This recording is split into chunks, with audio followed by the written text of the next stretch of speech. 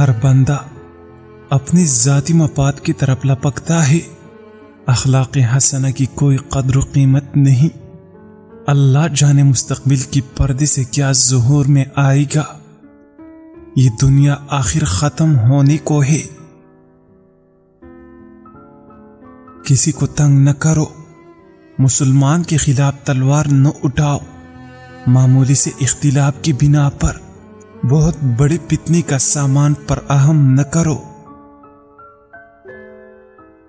اگر کوئی مسلمان بھائی زیادتی بھی کرے تو اس سے نرمی کا برتاؤ کرو۔ گفتگو میں کبھی ایسا پہلو اختیار نہ کرو جو دوسرے کے لیے ذہنی کوفت کا باعث بنتا ہو۔ زبان کو دل کی آئینے کی حیثیت حاصل ہے، اس سے جو کچھ نکلتا ہے وہ انسان کے اندرونی جذبات کا اظہار ہوتا ہے، اس لیے ہر معاملے میں زبان کو نہایت احتیاط سے استعمال کرو۔ اس دور میں نیکی کرنا آسان نہیں، نہ حکمرانوں میں خوف خدا باقی رہا ہے اور نہ عام لوگوں میں۔ یہ دنیا اخلاص کی دولت سے محروم ہو چکی ہے، تقویٰ دلوں سے نکل گیا ہے۔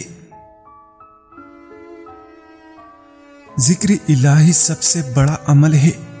اگر تو نماز پڑھے تو یہ بھی ذکر الہی ہے، کہ تو روزہ رکھے تو یہ بھی ذکر الہی ہے۔ ہر نیک عمل جو تو انجام دے گا ذکر الہی ہوگا۔ جس نے اپنے کسی بھائی کو پردے میں نصیحت کی، اس نے اسے زینت اور عزت بخشی، اور جس نے سرعام نصیحت کرتے ہوئی تنقید کا نشانہ بنایا تو اس نے اسے ذلیل کیا۔ بخار نہ ٹوٹ رہا ہو تو مریض کو پانی میں گڑ ملا کر پلا دیجیے، بخار 1 گھنٹے میں ٹوٹ جائے گا۔ وہ کیسا آدمی ہے جو زبان سے اقرار کرتا ہے کہ اللہ سے محبت رکھتا ہے، لیکن اللہ کی کوئی بات ماننے کو تیار نہیں، یعنی اللہ کو ایک تو مانتا ہے لیکن اللہ کی ایک نہیں مانتا۔